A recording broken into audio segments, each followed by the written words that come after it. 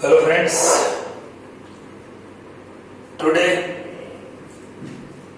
we are going to start how to find the range of given function. पहले एक बात मैं स्पष्ट कर लेता हूं कि जो रेंज वाला सम स्टार्ट करने से पहले कई स्टूडेंट्स ने मुझे स्पेशली आई थिंक राजवी ने मुझे पूछा है कि जो फंक्शन है उसकी इमेज कैसे फाइंड किए जाते हैं, मतलब what is the difference of image and pre image, ऐसा क्वेश्चन मुझे व्हाट्सएप थ्रू पूछा गया है।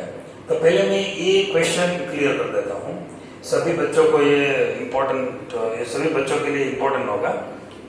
तो क्वेश्चन अच्छा है कि भाई इमेज क्या होता है, कोई भी फंक्शन में इमेज क्या होता है। मान लीजिए हमारे पास एक सम स्टार्ट करता हो तो उसमें ही आपको पता तो चल जाएगा, लेकिन फिर भी a is equal to suppose 1, 2 and 3 and b is equal to suppose 3, 4, 5, right? Function from a to b and fx is equal to suppose x plus 2, right? In this case, function is defined as fx is equal to x plus 2. The first set A is called domain of function and the second set is called codomain of this function. Now you have to select the value of x from domain which is A. तो आप A में से value choose करते जाओ। Suppose x is equal to 1 first value, then f1 is equal to 1 plus 2 it is 3। ये जो 3 मिला ना मुझे, जो f1 की जो वैल्यू मुझे मिल गई वो 3 है, तो 1 का इमेज जो है वो बोला जाता है 3। So the image of 1 is equal to 3. Now take second value f2. F2 is equal to 2 plus 2, right? So it is 4. 4 is the image of 2. Now take x equal to 3, the last value f3. So 3 plus 2, because function is x plus 2. So put the value of x 1 by 1. The last value is 3. Put x equal to 3. Then 3 plus 2 is equal to 5. So 5 is the image of 3. Right? In this case, 3 is the image of 1. Right? 4 is the image of 2 and 5 is the image of 3. I hope you can understand this topic, what is image. Now what is pre-image? If 3 is the image of 1, then 1 is the pre-image of 3. 4 is the image of 2. So 2 is the pre-image of 4. And 5 is the image of 3. That is why 3 is the pre-image of 5. So this is the difference between image and pre-image. जो हम first set में से, मतलब domain में से जो भी value यहाँ पुट कर रहे हैं, वो जब हम x की वैल्यू 1 लेते हैं तो आंसर मिलता है 3। मतलब जो भी वैल्यूज हम यहाँ पर पुट कर रहे हैं उनके हिसाब से जो भी वैल्यूज हमें मिलती है fx की, और सभी वैल्यूज को इमेज कहते हैं, और जो वैल्यू हम पुट करते हैं उनको प्री इमेज कहते हैं। एग्जैक्टली। तो यहाँ पर इमेज और प्री इमेज का बस इतना ही टॉपिक है। जो ये सारी इमेज है, इमेज मतलब फंक्शन के द्वारा फंक्शन एफ के द्वारा जो भी वैल्यू हमें मिलती है वो सभी वैल्यू इमेज बोलते हैं।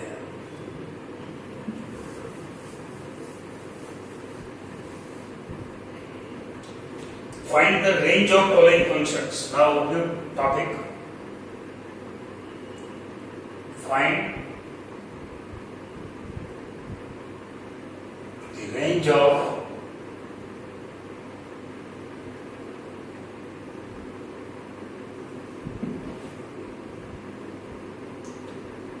ये सम एक्स्ट्रा है, टेक्स्ट बुक में एक सम है, शायद आई थिंक फिफ्थ सम है टेक्स्ट बुक में, या 2.3 में फिफ्थ सम है, लेकिन उसमें सिर्फ 3 है सम रेंज का, तो मैं एक्स्ट्रा 3 नहीं, मैं 6 सम समझाता हूँ आपको डबल, तो आपको अच्छी प्रैक्टिस हो जाएगी। और टेक्स्ट बुक का जो भी सम्स है वो आप सेल्फ प्रैक्टिस में कर सकते हैं। तो मैं वो टेक्स्ट बुक वाले सम है वो आपके पास ही रखता हूँ, वो मैं नहीं छीन लेना चाहता, क्योंकि आप सोचेंगे कि हमारे लिए तो कुछ बचा ही नहीं, सभी यहाँ पर हो गए, तो वो आपके लिए है। आप अपनी ओर से कोशिश करके वो सम कर सकते हैं। जो भी मैं यहाँ पर सम सॉल्व करूंगा, मतलब जो भी रेंज फाइंड करने का जो भी तरीका है अलग अलग, वो सभी फ्लेवर में एक्सप्लेन कर दूंगा। टेक्स्ट बुक में सिर्फ 3 सम है, मैं यहाँ पर 6 सम करने वाला हूँ, तो एक फ्लेवर के कम से कम 1 या 2 सम तो हो ही जाएगा, राइट। जो टेक्स्ट बुक में जो फ्लेवर नहीं दी गई है वो भी मैंने कवर कर लिया। फर्स्ट सम है, if a is equal to 1 2 3 4 and b is equal to 1 2 3 4 5 6 7 8 and the function from a to b where fx is equal to x plus 3, then find rf, मतलब rf का मतलब है रेंज ऑफ फंक्शन f। आपको यह function की range find करना है। यहाँ पर डोमेन a है, because it is the first set of function, a is called domain, b is called codomain, and range we have to find. What is the range of this function? Range में क्या है? fx की जो भी सभी values हमें मिलते हैं उनका एक सेट बना लेते हैं, तो उसको रेंज कहते हैं। Find all values of fx and make a set of these values. This set is called the range of the function, right? The set of all values of fx is called the range of the function. So we want to find range. Domain and codomain is given. Now take first value from a, x is equal to 1. We are putting x 1 plus 3 and this value is called y. The first value of f1 is 4. We are putting the value of x and we are getting the value of y. All values of y make a range of function. Set of all values of y is called the range of function. Now put second value. 2 plus 3 is equal to 5. F3, so 3 plus 3 is equal to 6. F4, so 4 plus 3 is equal to 7. So now आप पहले check कर लो कि कोई भी value यहाँ पर a की जो वैल्यू है वो सभी यहाँ पर आ गई है ना, कोई वैल्यू यहाँ पर अभी पेंडिंग नहीं है, पेंडिंग रहना ही नहीं चाहिए। अगर पेंडिंग रह गई, कोई भी वैल्यू यहाँ पर अगर हम नहीं ले पाते तो समझ लो ये फंक्शन नहीं बनता था। फंक्शन के लिए जो भी यहाँ से हम वैल्यू सिलेक्ट करते हैं उनका जो इमेज मिलता है, हमने समझाया अभी व्हाट इज इमेज। जो इमेज है 4, 5, 6 and 7 are the images of F and all values मतलब all images should be in set B. यहाँ पर ये सभी वैल्यूज बी में है, कोई भी वैल्यू नहीं है ऐसा तो नहीं है, होना भी नहीं चाहिए। हाँ, ए बी की 1, 2, 3 से और 8 वो वैल्यूज यहाँ पर ए की कोई भी वैल्यू के साथ जुड़ती नहीं है, मतलब करस्पॉन्डिंग वैल्यूज नहीं मिलती है, लेकिन इसमें कोई दिक्कत नहीं है। ए का जो भी वैल्यूज है वो सभी यहाँ पर कवर हो जाना चाहिए। हो गया 1, 2, 3, 4 आपने सब सब्स्टिट्यूट कर दिए है। अब जो y की जो भी वैल्यू मिलती है यहाँ पर, मतलब जो भी इमेजेस है उसका एक सेट बना दो। तो R F is equal to range of F is equal to 4, 5, 6 and 7. So all values of y, right? यहाँ पर जो y की जो भी वैल्यूज मिलती है उनको हम रेंज बोलते हैं। तो अल्टीमेटली आपको क्या फाइंड करना है, x की वैल्यू यहाँ पर दी गई है और y की वैल्यू फाइंड करना है। y की जो भी वैल्यूज मिल जाती है उनको एक सेट में डाल देना है, वही the range of function. Simple है, लेकिन होगा क्या, यहाँ पर तो सिर्फ 1, 2, 3 और 4 इतना ही छोटा वाला सेट है, बहुत ही लिमिटेड नंबर्स है। तो आपने पूरा सेट की 1 बाय 1 सभी वैल्यू यहाँ पर प्लेस कर दी, लेकिन जब यह बड़ा सेट आएगा तो क्या करोगे, वही मैं समझाता हूँ। मान लीजिए एक सेकंड सम है, उसका रेंज कैसे फाइंड करता है, if n to n और fx is equal to suppose x plus 2।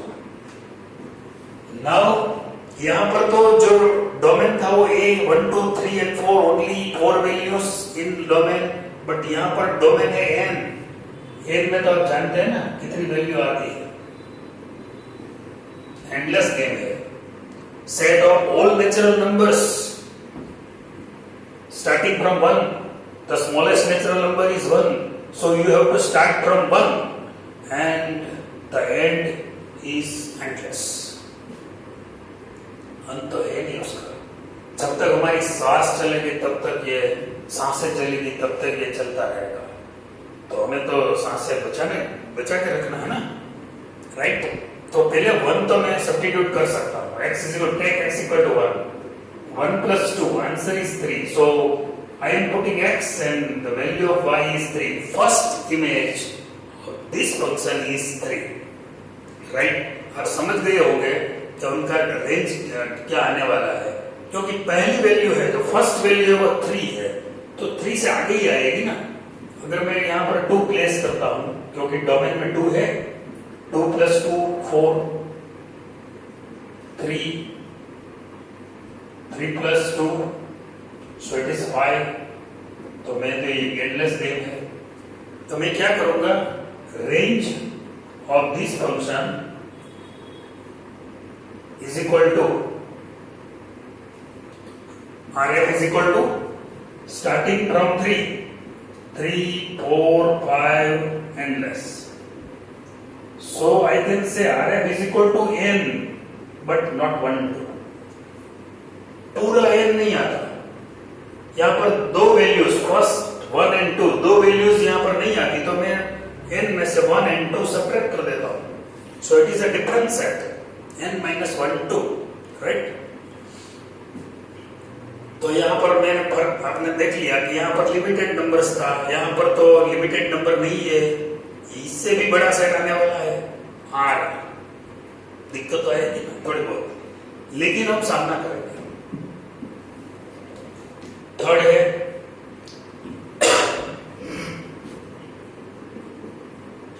if R plus 2R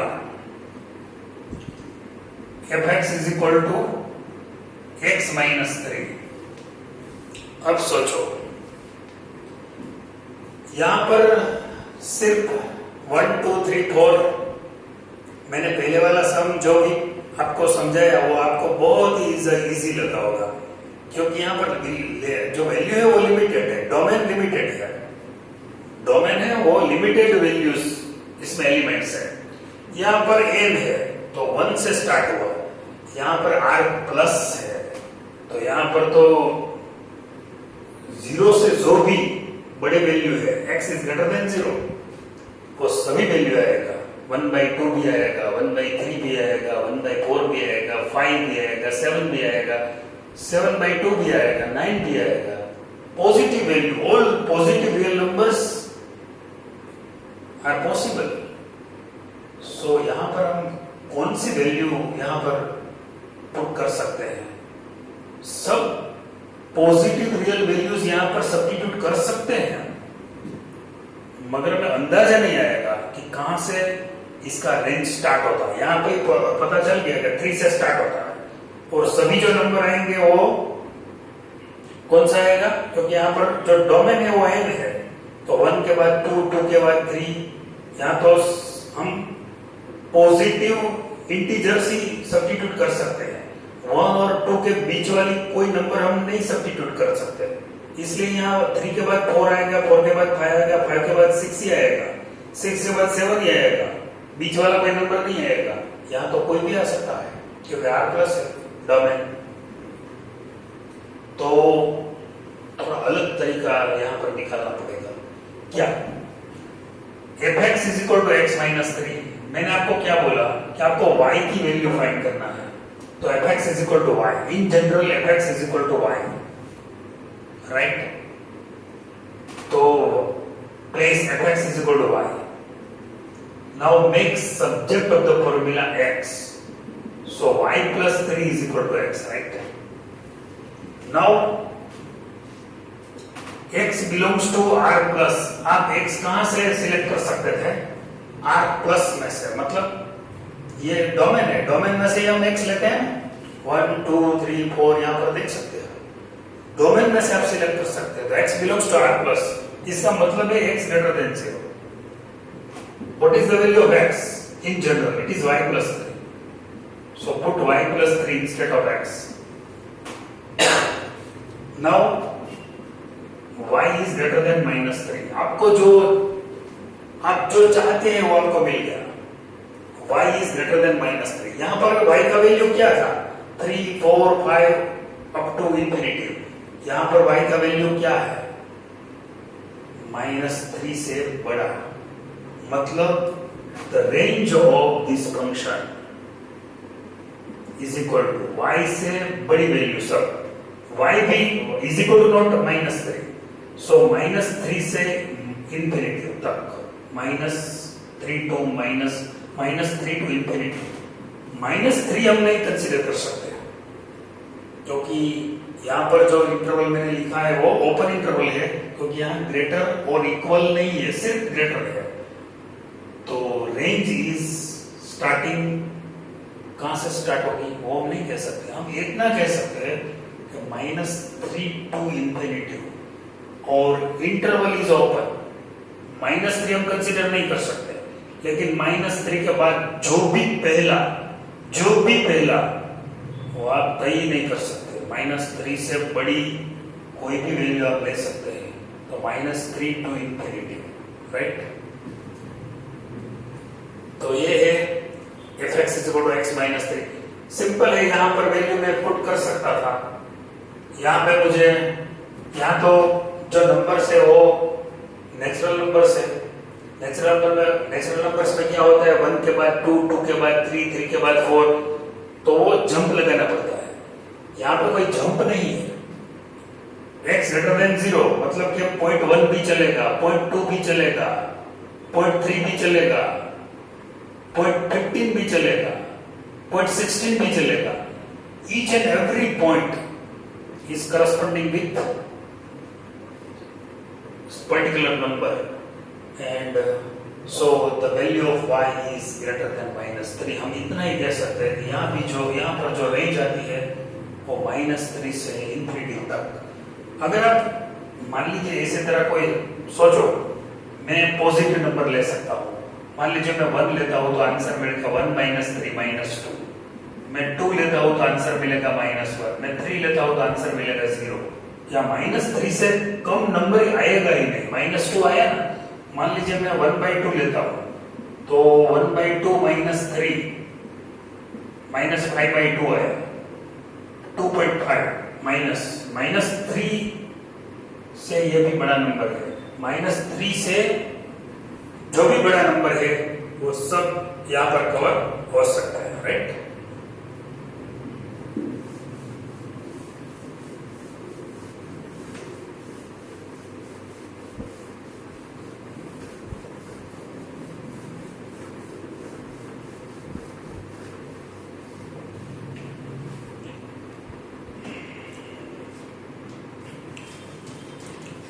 Now, fourth sum,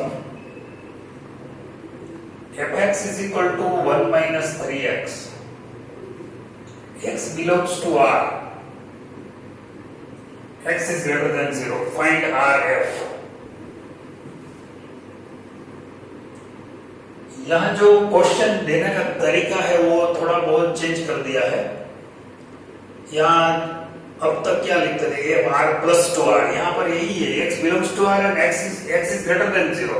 So the domain of this function is r plus and codomain is by default r. Now we want to find the range of this function. Take fx is equal to y.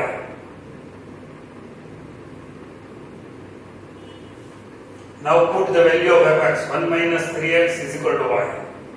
So make subject of the formula 1 minus y is equal to 3x. So x is equal to 1 minus y upon 3. Right? अब यहां पर क्या दिया है, x is greater than 0. What is the value of x? It is 1 minus y upon 3. It is greater than 0. So 1 minus y is greater than 0.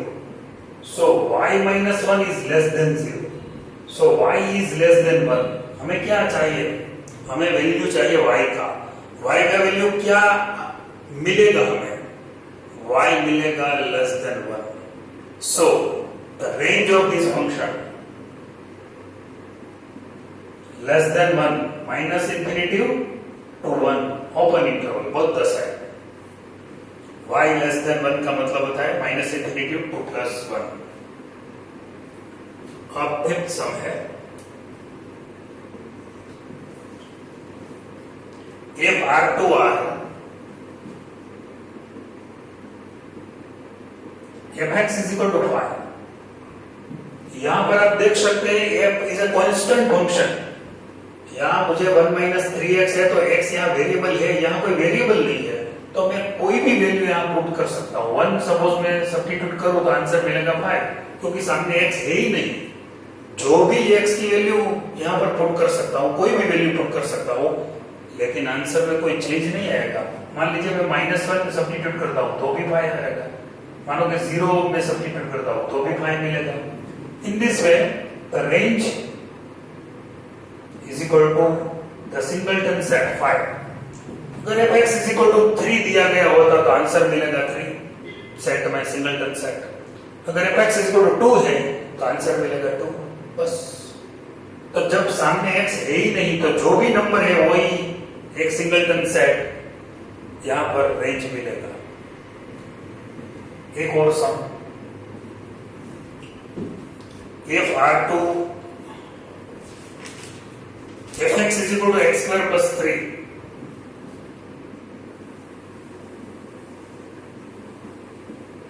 और x belongs to R, मतलब the domain of this function is R and codomain by default it is R. But we want to find range. What is the range of this function? बस यहाँ तो हम क्या कर सकते हैं कि take fx is equal to x square plus 3 है। If fx is equal to y, so y is equal to x square plus 3. Make subject of the formula x as it is. कोई change नहीं है, x को आप subject of the formula बनाना है तो y minus 3 is equal to x square So x is equal to root of y minus 3, right? अब आप जानते हैं, आप तो कॉम्प्लेक्स नंबर का चैप्टर भी आपका खत्म हो गया, तो आप जानते हैं कि जो रियल वैल्यू है वो उसका स्क्वायर रूट कभी नेगेटिव नहीं होता, राइट? मतलब स्क्वायर रूट में वो नेगेटिव नहीं है। y माइनस 3 स्क्वायर रूट में है, तो यहां पर अगर रियल वैल्यू है तो y minus 3 is always greater और इक्वल 0, तभी ये पॉसिबल होगा ना। यहाँ पर y में y की वैल्यू मान लीजिए आप 1 सब्स्टिट्यूट करते हैं, सपोज 1 है, तो 1 माइनस 3 माइनस -2 का स्क्वायर रूट रियल नंबर में नहीं मिलता, कॉम्प्लेक्स नंबर में जरूर मिलता है, लेकिन यहाँ तो रियल नंबर का फंक्शन है, तो हम क्या करेंगे, y माइनस 3 ग्रेटर और equal 0, so y is greater than और इक्वल 3।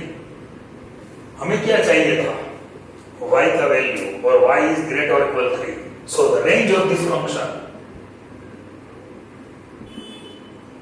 3 से स्टार्ट होगा और इंफिनिटी तक जाएगा।